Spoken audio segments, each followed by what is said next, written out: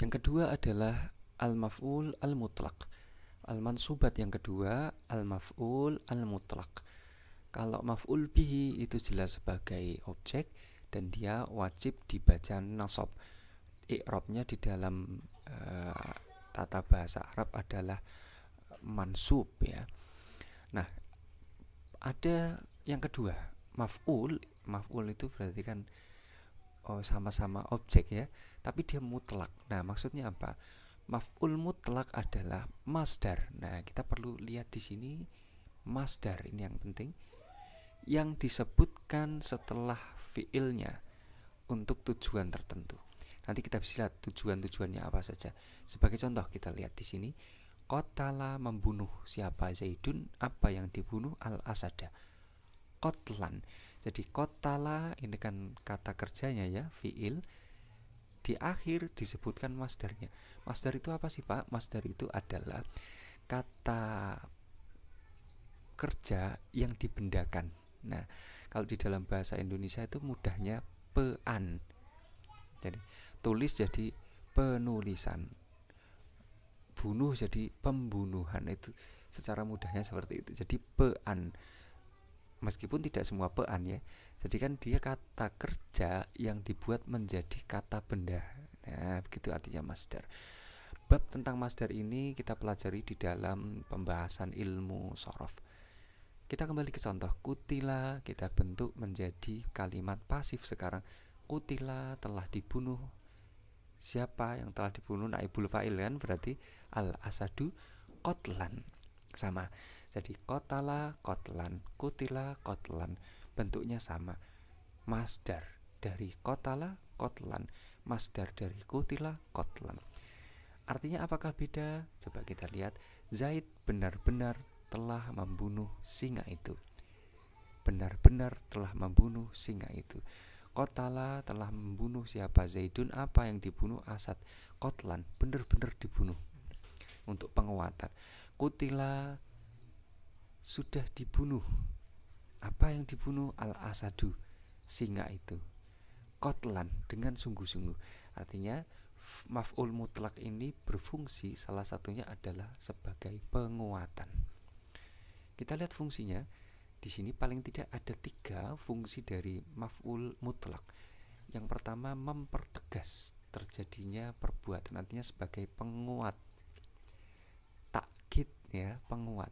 Yang kedua, menjelaskan sifat atau jenis perbuatan. Kayak mana sih perbuatan itu, sifatnya kayak gimana, jenisnya apa, nanti dijelaskan dengan adanya maf'ul mutlak. Ketiga, fungsinya adalah menjelaskan bilangan perbuatan, dilakukan berapa kali. Nah, itu dijelaskan dengan maf'ul mutlak. Contoh yang pertama untuk mempertegas ini kita lihat, hafidha Zaidun al-kitabah. Hafidha menghafal siapa? Zaidun, apa yang dihafal? Al-kitabah. Al-kitabah ini adalah maf'ul bihi. Nah, ditambahi hifdhon, benar-benar hafal. Berarti menjelaskan penegasan di sini. Hafidho ini fiilnya, masdar dari hafidho apa? Hifdhon.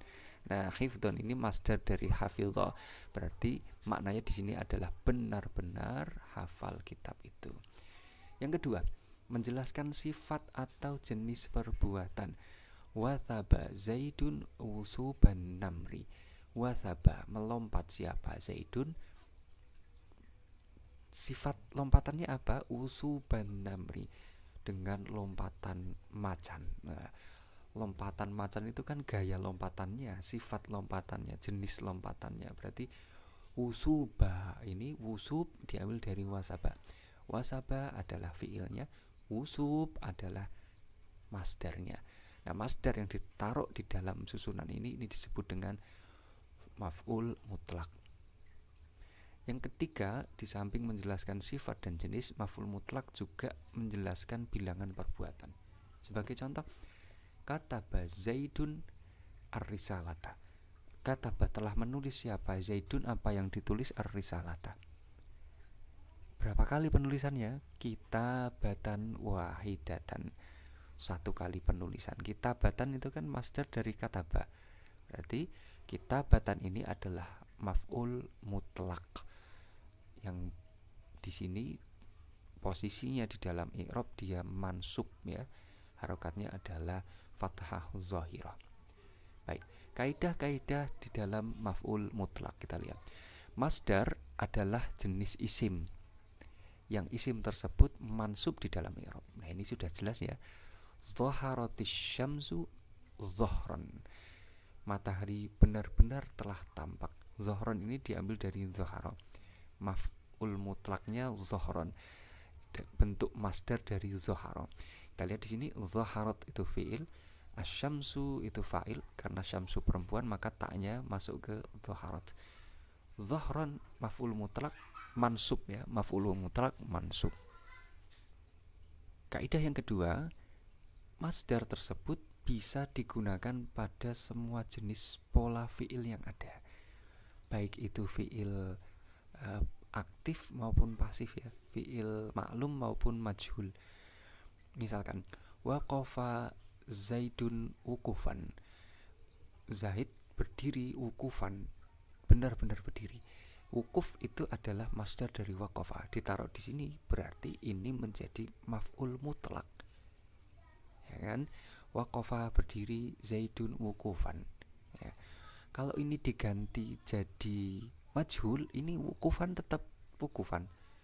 Wukifa wukufan, diberdirikan wukufan, benar-benar berdiri. Jadi dia tetap sama jenisnya, polanya sama. Turiqo misalkan diketuk, albabu pintu itu, torqon ya, benar-benar diketuk.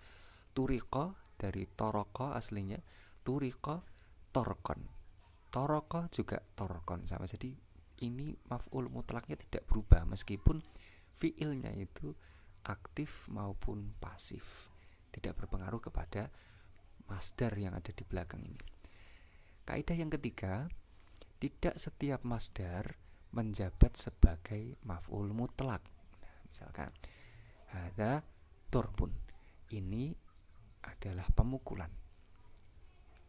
Karena ini hadza itu isim, dia ditaruh di awal kalimat, maka sebagaimana yang telah kita pelajari, ini posisinya sebagai mubtada. Darbun itu masdar yang datang setelah mubtada, berarti khobarnya. Nah, tidak menjadi maf'ul mutlak ya. Nah, tidak selalu, tergantung polanya juga. Pembunuhan diharamkan kecuali secara hak ya, dengan alasan yang benar maksudnya. Hurrima al-qatlu illa bil haqqi. Hurrima diharamkan, al-qatlu pembunuhan. Pembunuhan itu kan masdar, tapi dia tidak menjadi mansub, tidak menjadi hurrimal qatla, tapi hurrimal qatlu, karena di sini dia majhul ya. Hurrima naibul fa'il, ini naibul fa'il.